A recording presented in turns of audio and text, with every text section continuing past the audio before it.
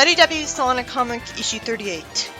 Sonic tells an Amy fall, and Tails finds it fascinating and grabs them to fly with him, and says they're in a weird bubble where Eggman's messing with physics. That sounds like something that requires magic, and Starline's been using magical stuff way more. They fly into a warp door, and land in a town where all of the buildings look the same but with different colors. And I guess that's why this place is giving Amy some weird vibes. Meanwhile, Tangle crashes the aircraft, so they'll need another way to get back. Belle stares at the Eggman symbol. The egg pawns in the tower are building something, and talk about a hole that hasn't been fixed yet because some pawns got lost. Since when can egg pawns talk? At least that woke me up. When it comes to them, they're bipedal, they should have been able to talk. Tangle uses her tail to pull her and Belle up. And oh, it turns out it's Orbot and Cubot who have been saying all that. So much for creativity. Tangle and Belle climb along the bottom of a structure and go to them, and they're reluctant to call Eggman about Sonic. Orbot and Cubot question why Eggman isn't yelling at them for the bad news. If the writer knows it's uncharacteristic of Eggman to not be really mad that Sonic broke into the base, in this comic anyways, then why was it written anyways? Belle is stunned to hear Eggman and didn't expect him to sound the way he did. She slips and falls in front of some egg pawns. They look at her and then ignore her, and Tangle questions her about it.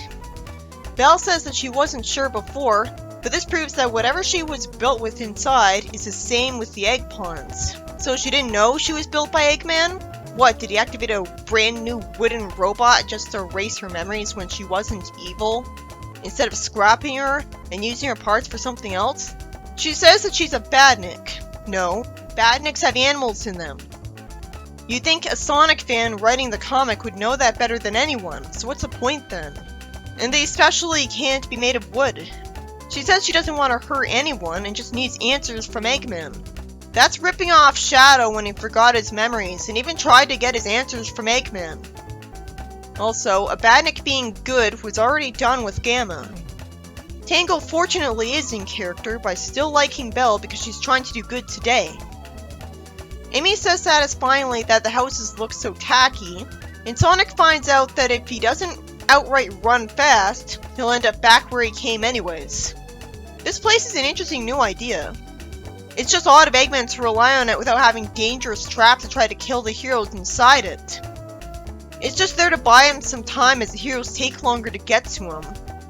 But you'd think he'd have dangerous traps like spike balls and bombs in the entirety of the maze. They go into a house, and Amy's polite by apologizing for barging in, and wants to know where they are. It was so predictable that there aren't any real people in the houses. Of course they're test dummies. Look at the houses. Why would Eggman put them here? That's a lot of wasted money on materials and effort. Why not put robots here instead? Then we could see the concept of robots having a house. Finally, they get threatened by badniks. The Caterkiller is aiming some gun things at them. And I don't see any functional difference in how the other badniks would fight. This is the easiest way to look like you're doing the bare minimum of being creative. Taking old ideas and smashing them together in new ways, instead of actually coming up with fully new ideas. So the badniks are combinics, combinations of multiple different robots. But what's in it for Eggman? He can make any of his badniks able to fire projectiles. So why didn't he make all of them able to do that? It makes him look like he ran out of creativity for a bit, because instead of coming up with new robots entirely, he's mashing his old ones together.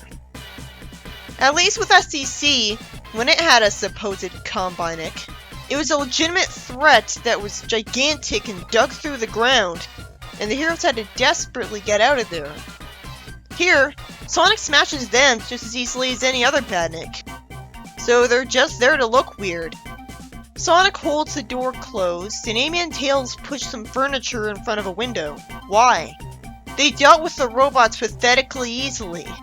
Why are they scared and want to avoid smashing anymore? The whole street's full of badniks, and Tails expects me to believe that there's too many for them to handle when it's got a super speedy hedgehog right there. Instead, Tails despairs, and somehow Sonic's stupid enough to agree with him. Tails says he should be able to track the Badniks' wireless comm signals back to their source, which might get them to an exit. Good thing he has a tablet with him that can do stuff like that. I would never imagine Badniks to have wireless comm signals that can be traced back to their source. I always imagined that they had their own minds, not connected to anything that could be easily hacked into, since that would backfire on Eggman, and they're just programmed to fight whatever was in front of them. Eggman doesn't need to make it like this. That tablet could talk and be called Nicole for all it mattered. He needs a minute to get the sensors calibrated. I guess that's realistic. It balances things.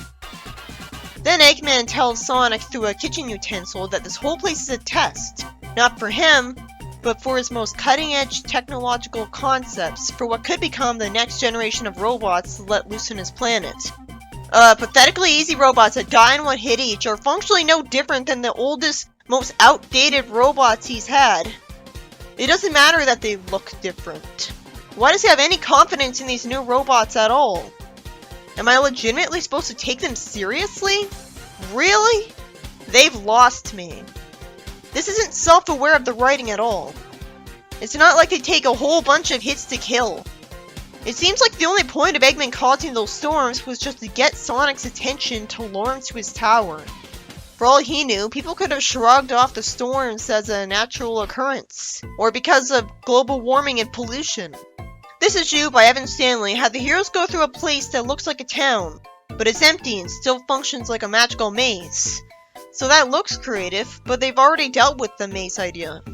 The only way it was taken advantage of that they're in a place that looks like a town is that Amy tried to talk to someone who's just a test dummy, which had no relevance to the plot. It would have really felt like a town if the test dummies were robots that pretended to be regular people at first and then ambushed them. Belle figures out she's probably a Badnik, which makes no sense because she's not anything like the robots. She's clearly a wooden puppet robot that Eggman had no reason to make. The Egg Pawns would have no reason to recognize her and decide not to attack her because they've never seen her before. If the explanation is they scanned her code wirelessly for "don't kill me" coding, that should be explained. And that'd create a continuity error because Gamma and Omega still get attacked by robots. So it's not standard in every robot. Metal Sonic still got targeted by Badniks in episode Metal. Gamma especially disproves that because Eggman didn't know he defected. He didn't have the time to program his robots to be against him. Gamma almost immediately started attacking the robots. Considering that she was found in one of Eggman's bases, I assumed her being made by Eggman would have been too obvious, when she's a puppet who calls her creator Dad. And she won't do that with no reason to have affection for him yet. This story ended up being hard to take seriously. Fear the harmless Badniks that die in one hit. It matters so much that they look different. If I was going to introduce Combinix like this, I would have just stopped at them being more of the Badnik line and no big deal was made of it. Or had them take a lot of effort to defeat. But Eggman expects me to believe he's really proud of them. They're his newest army and he made this whole place just to test them out. And Sonic actually thinks they're a threat. In SEC, Sonic took the whole issue to get the Combinix defeated, and I think he had to crush it with the ground to do so, after Amy gave him the idea, which was creative instead of just Badnik bouncing again.